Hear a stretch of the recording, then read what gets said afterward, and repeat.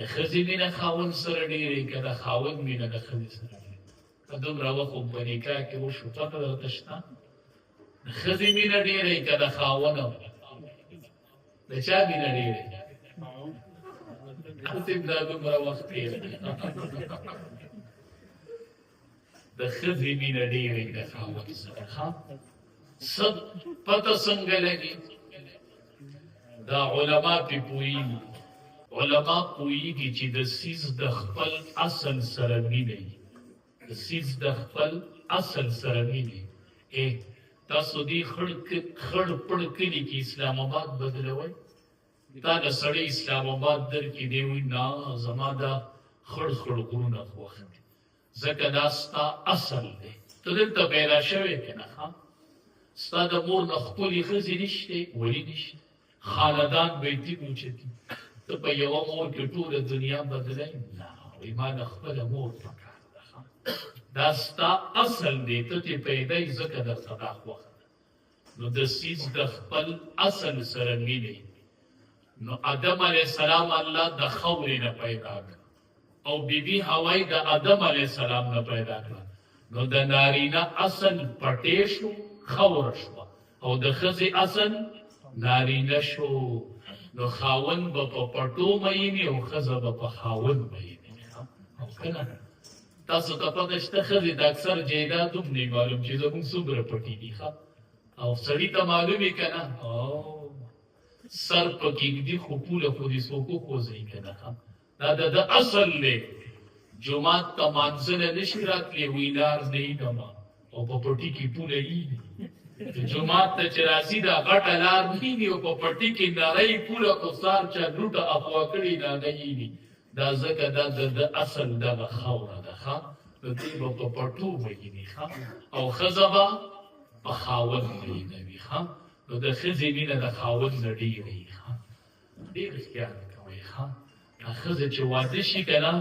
دا د سیل نه جدا شي لکه د سیل نه چې مرغۍ جدا کړي دا د سیل مرغۍ جدا کېدلي دې سره ډېر ښه ژوند کوه دې پلار پرېښودو دې مور پرېښودله دې قام قبیله پرېښوده دې هغه کلی پرېښود چې هغه د دې د پیدایش کلی و دا د سیل نه یوه مرغۍ جدا شي او ستا کره راشي ستا پلار ته پلار ووایي ستا مور ته مور ووایي ستا قبیلې ته قبیله ووایي او ستا خاندان ته خاندان ووایي دې ښځې نه څوک تپوس کوي د کوم کوي دا د خاوند کلی یادوي کو خپل کوي د خاوند کوي یادوي دا د سیل مرغۍ جدا شي دې سره ډېر ښه ژوند کوي نبي کریم صلی الله علیه وسلم چې کله اخري عمر کې شو بیمار دوو صحابو په تکیه باندې راغی په دوو صحابو یې تکیه کړې ده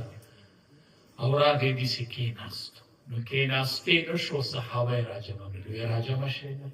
صحابه چې راجمع کړل وی ای صحابو زه تاسو ته وصیت کومه چې زه به نه یمه خو د ښځو په باره کې د الله نه ویریږئ د ښځو په باره کې د ښځو سره به ښه سلوک کوئ په اخري عمر کې دا وصیت پرېښود وی د ښځو په باره کې د الله نه ویریږئ د ښځو باره کې د الله نه ویریږئ دې سره به ښه ژوند کوئ